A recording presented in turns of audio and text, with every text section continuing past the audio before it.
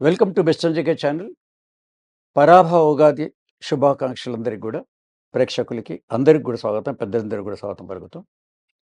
ముందుగా ఉగాది రోజు ఇప్పుడు న్యూమరాలజీ పాయింట్ ఆఫ్ ఏం చెప్తారని మీకు డౌట్ కదా. 12 రాసులు అన్నిట్లో చూసే ఉంటారు. ఉగాది రోజు టీవీల్లో అక్కడ పంచాంగంలో చూసే ఉంటారు. అవి మరి చెప్పాలి కాబట్టి ఆ 12 రాసులు కూడా కింద ఒక లింక్ ఉంటుంది. ఆ లింక్ నొక్కండి. మీకు 12 రాసులు మొత్తం ఉగాది సందర్భంగా దాంట్లో ఉంటాయి. కానీ ఇది ప్రత్యేకంగా బెస్ట్ ఎంజీకేలు ఎందుకు చెప్తున్నాను దీంట్లో ఈ ఛానల్ అని అంటే, ఆ ఉగాది రోజు మీరంతా విని ఉంటారు కానీ, అసలు ఆ ఫలితాలని ప్రతిరోజు మీకెట్లా అన్వయించుకోవాలి, అసలు ఆ పంచాంగం ఎందుకు చదువుతారో దాని కాన్సెప్ట్ అని తెలిస్తే, ఇక నుంచి ప్రతి సంవత్సరం కూడా మీకు దృష్టిలో ఉంటుంది. వివరణ మటుకు చాలా వరకు ఉండదు. అందుకే నేను వివరణ ఇస్తాను. ముందుగా పంచాంగ ఫలితాలు చూసేటప్పటికి 1 నుంచి 12 వరకు రాసుల్లో గుర్తుపెట్టుకోండి, ఏ ఒక్క రాశికి 100% బాగుంటుందని ఉండదు. అట్లాగే ఏ ఒక్క రాశికి టోటల్ డౌన్‌ఫాల్ అని ఉండదు. అవన్నీ కూడా మిశ్రమం అయ్యి ఉంటాయి. మీకు అవి జ్ఞాపకం కూడా ఉండవు. అది విన్నా, చదివినా, అక్కడ వింటున్నా కూడా మొత్తం మీద కన్ఫ్యూషన్‌గానే ఉంటాయి మొత్తం అంతా. టోటల్ థింక్ అంతా కూడా. దాంట్లో పరిహారాలు కూడా ఉంటాయి. కానీ మెయిన్‌గా మీరు టాప్‌లో చూసేది ఏంటంటే ఎట్లా అన్వయించుకోవాలనుకుంటే భయపడేవి. ఒకటేమో మీకు ఆదాయం 3. మీ ఆదాయం 3, ఇన్‌కమ్ ఓన్లీ 3 అండ్ ఎక్స్‌పెండిచర్ వచ్చి 12 ఉందనుకోండి. ఆ 12 మీద చేస్తే 9. అక్కడ ఏమైపోయింది మనకు 3,00,000 గనుక సంవత్సరం ఆదాయం వచ్చేస్తే 12,00,000 ఖర్చొస్తుంది అనుకుంటారు. అంటే ఆ 9,00,000 మీకు మైనస్‌లో కనిపించి మీరు ఒక్కసారి డిప్రెస్ అవుతారు. మీరెక్కడ ఏ పంచాంగాలు విన్నా కూడా మీరు పంచాంగం చదువుకొని ఇదే వింటుంటారు. దాని అర్థం ఏమిటంటే వెనకటి మన పెద్దవాళ్ళు రాసింది, ఈ సంవత్సరం ఒక బాధ్యతలు ఉంటాయి ప్రతి మనిషి కుటుంబంలో. ఉన్నప్పుడు మీరు ఒక కొత్త నూతన గృహం గానీ, లేదా ఫ్లాట్ కొనటం గానీ, ఉన్న ఫ్లాట్‌కి రిపేర్ చేయటం గానీ, ఇంకో చోటికి మారటం గానీ, లేదా అమ్మాయి పెళ్ళుంటే ఇంకో 2, 3 ఏళ్ళు ఉండొచ్చు. ఇప్పుడు దాన్ని పక్క పెట్టండి. ఇంకో 2 ఇయర్స్ కొన్నా సరే మీరు ఇప్పటి నుంచి ఆ 10,00,000 అప్పు అప్పు ఎట్లా చేయాలో కూడా ఆలోచించాల్సొస్తుంది. సో, అదన్నా చేయండి. ఇంటికైనా ప్లాన్ చేయండి. దీనికైనా ప్లాన్ చేయండి. ఈరోజు ఒక అబ్బాయిని అమెరికా పంపాలన్నా కూడా దాదాపు 6, 7, 8 లక్షల రూపాయలు ఖర్చవుతుంది మీకు. 10-1,00,000 స్టార్టింగ్. ఇది మీరేం చేయాలి, అక్కడ ఏం చెప్తుంది అనంటే, ఎప్పుడైతే మీకు ఈ సంవత్సరం ఇది ఉంది అనంటే, ఈ కార్యక్రమాలు పెట్టేసుకుంటే అయ్యో! ఖర్చు ఎలాగో అవుతుంది. అధిక వ్యయం అంటే అయిపోయింది అక్కడి నుంచి. కానీ ఇయర్ ఎండింగ్‌లో ఏమవుతుంది, ఎండ్ ఆఫ్ ది ఇయర్ మీకేమవుతుందంటే ఎవరికైనా ఏం చెప్తారంటే, అవును సార్ పంచాంగాలు ఈసారి రాశికి అట్లా ఖర్చు అన్నారు. ఎట్లా అవుతుందో గానీ ఓ 10,00,000 పెట్టి అమ్మాయి పెళ్లి చేశాను. There is an answer. మీ పెద్దవాడు అడిగితే ఆన్సర్ ఉండదు. 10,00,000 అప్పులు దేనికి చేశారని చెప్పు? అమ్మాయి పెళ్లి చేసావు నో. ఇల్లు కట్టావు నో. మరి ఏమైపోయాయి? చిల్లర చిల్లరగా అప్పుడు లక్షలు లక్షలు చేస్తారు, మొత్తం మీద అవుతుంది. దీన్ని పాజిటివ్‌గా మార్చుకోవాలనుకుంటే ఒక ప్రాజెక్ట్ మీరు ప్లాన్ చేసుకున్నారంటే దాని అర్థం అది. ద మీనింగ్ దాని అర్థం అదనమాట. ఇది గుర్తుపెట్టుకోండి. ఇక్కడ రెండే ఆదాయం ఉంది అని అనుకోవద్దు అక్కడి నుంచి. ఇంకో రకంగా ఏం చెప్తుందంటే, ఎప్పుడైతే మీకు 2, 3 ఆదాయం ఉంది, ఖర్చు ఎక్కువ ఉందనుకోండి, ఇప్పుడున్న పరిస్థితుల్లో డే టు డే ఇప్పుడున్న పరిస్థితుల్లో చాలామందికి ఒక ఇన్‌కమ్ గాకుండా సైడ్ ఇన్‌కమ్స్ కూడా కావాల్సొస్తుంది. మళ్ళా సైడ్ ఇన్‌కమ్ ఇంకో రకంగా ఆలోచించకండి. గవర్నమెంట్ ఆఫీస్‌లో లంచాలు తీసుకునేది కాదు. సెకండ్ ఇన్‌కమ్ కూడా కావాల్సొస్తుంది. మీరు ఉద్యోగం గనుక చేస్తూ ఉంటే పార్ట్ టైమ్ జాబ్ చేయాల్సుంటది. లేదు ప్రైవేట్ జాబ్ చేస్తున్నారు, ఓ చిన్న మీరు కన్సల్టెన్సీ అదన్నా పెట్టుకోవాల్సొస్తది. ఇండిపెండెంట్‌గా మీకై మీరు ఒకటి యూనిట్ పెట్టుకోవాల్సొస్తదనమాట. అంటే సెకండ్, థర్డ్ ఇన్‌కమ్‌కి. పెట్టుకోమని అర్థం. అప్పుడేమవుతుంది, ఈ సంవత్సరం మీకు 3 ఆదాయం కాస్త ఆటోమేటిక్‌గా 6, 7కి పెరిగిపోతుంది. ఇక్కడ ఆదాయం పెరిగిపోతుంది. ఈ పెరిగిన ఆదాయంతోని అప్పు కాస్త తగ్గిపోతుంది.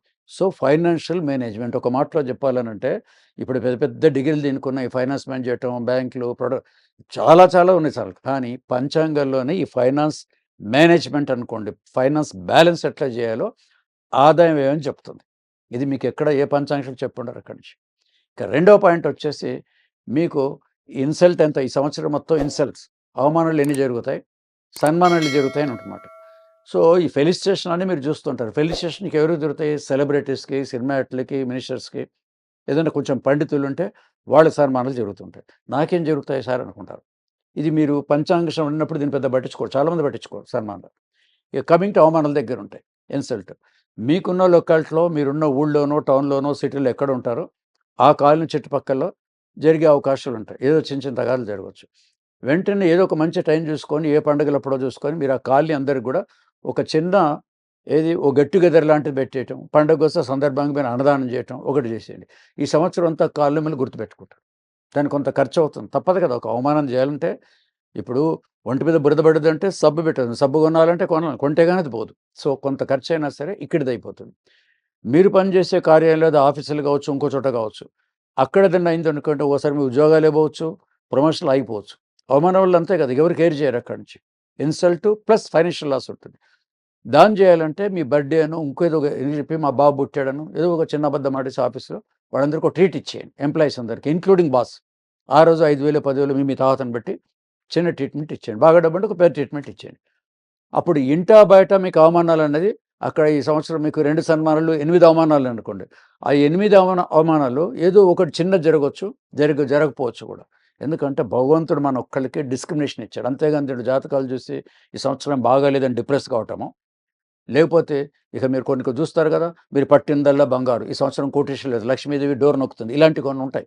మీరు ఉన్నవే చెప్తాను, కొత్తవి కాదు. అవి నిజానికి గుర్తుపెట్టుకోండి. ఈ సంవత్సరం ఎవ్వరు కుబేరుంతులు కానీ ఏ పంచాంగాలు ఉండదు, ఏ రాశి ఫలితాలు ఉండదు. మీరు మొత్తం డౌన్ఫాల్ అయితే ఉండదన్నమాట. అప్ అండ్ డౌన్స్ ఇంట్లో ఉంటాయి. అప్ అండ్ డౌన్స్ ఉన్నప్పుడు మనం ఎట్లా మార్చుకోవాలనేదే ఈ ఉగాది పంచాంగ శ్రవణం అయితే మీరు వినుంటారు, నుంచి విని ఉంటారు, వాటికి చెప్తాను న్యూమరాలజీగా. మరి న్యూమరాలజీ పాయింట్ ఆఫ్ ఇంకేం చేస్తారు, ఇంతకు దీన్ని ఏమంటారు, ఇప్పుడు పంచాంగాన్ని ఏమంటారంటే ఇది తొందరగా అర్థం కాదు. న్యూ ఇయర్ జనవరి వచ్చినప్పుడు ఏం చేస్తారు, చాలామంది డైరీ కల్చర్ చాలా ఉందో లేదో అలవాటు చేసుకోవాల్సి వస్తుంది.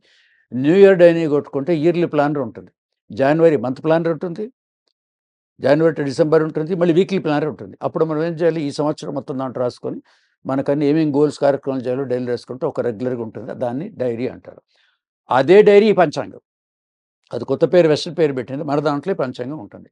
ఊరికే వినకుండా మళ్ళీ వీలైతే పంచాంగం కోనో వ్యక్తిగతంగా వెళ్ళి ఈ సంవత్సరం ఏమేమన్నా ఒక నోట్ బుక్లో రాసుకొని మళ్ళీ అదే డైరీలో కూర్చొని ఈ సంవత్సరం మొత్తం మీకు ఎప్పుడు అప్ అండ్ డౌన్స్ అనేది చూసుకోవాలి. అప్ అండ్ డౌన్స్లో ఎలా చేసుకోవాలి, దాన్ని ఎట్లా అన్వయించుకోవాలంటే, మీరు ఇప్పుడు చూడండి కింద మీరు నొక్కమంచి దాంట్లో చూస్తారు. వాళ్ళు ఏమంటారంటే ఈ సంవత్సరం ఈ మార్చి నుంచి మీకు జూన్ దాకా బాగాలేదంటారు. మీరు డైరీలో వేసుకోండి, మార్చి జూన్ దాకా బాగాలేదు, టైం బాగాలేదు అన్నారు. అప్పుడు ఏం చేస్తామంటే స్టాప్ అండ్ గో అని ఉంటుంది అక్కడి నుంచి.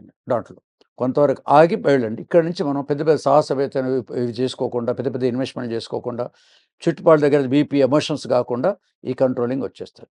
ఇప్పుడు కొంచెం కంట్రోల్ రివర్స్ అని చెప్పుకోండి. నెక్స్ట్ మళ్ళీ ఏం చేస్తారు, జూన్ నుంచి ఇంకా మీకు బాగుందంటారు, జూన్ నుంచి ఇంకా నవంబర్, అక్టోబర్ దాకా బాగుందంటారు.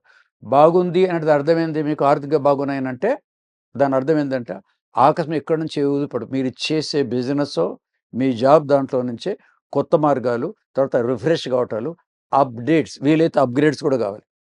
డబ్బుగా అప్గ్రేడ్స్ ఖర్చు ఉంటుంది. అప్గ్రేడ్ అర్థమట ఆ పురుష ప్రయత్నం చేస్తేనే అక్కడ మీకు టైం బాగుందన్నప్పుడు మీ ప్రయత్నం దాని తోడైతేనే డబ్బులు వస్తాయి. ఊరికే పంచాంగ దూరితే నమ్మకండి, అకస్మాత్తుగా జరగదు. అట్లాగే ఈ లేనిపోయిన అపోహలు కూడా ఉండవు. దీన్ని జాగ్రత్తలు చేసుకుంటే జరగదు. మీరు రెండో దానికి ఫైనాన్స్ ప్లానింగ్ కనుక చేసుకుంటే అవుతుంది. మొత్తం మీద పంచాంగ శ్రవణం అన్నది ఇట్లా విన్న తర్వాత మీకు ఏం చేస్తుందంటే, ఒకటి ఫైనాన్స్ మేనేజ్మెంట్ ఒకటి ఉంది, డిప్రెషన్ లేకుండా మీరు ఒక సెల్ఫ్ మోటివేషన్ కావాలంటే కూడా ఇది. అందుకోసం ఈ న్యూమరాలజీ పాయింట్ ఆఫ్ వ్యూ చెప్పాను. ఇక తెలుసు కదా, దీంట్లో మీకు numerology point of view last జనవరిలో చెప్పాను కాబట్టి ఇక్కడ మీకు based on only date of birth అది కూడా ఉంది. వెస్టర్న్ జీకే దాంట్లో మీరు సబ్స్క్రైబ్ కనుక అయ్యారంటే మీరు అవన్నీ ఇంక చూసుకోవచ్చు. లేదు సార్ మాకు రాశి నక్షత్రాలు తెలుసు అంటే కూడా కింద లింక్లో 12 రాశులు కూడా ఉన్నాయి ఉపాసనగా. అటు సంఖ్యాశాస్త్రం సంవత్సరం తెలుసుకోండి, ఈటీవీ 2 చూసుకొని జీవితాన్ని ఆనందంగా మార్చుకుంది నేను డాక్టర్ మదిగొండ గోపకృష్ణ.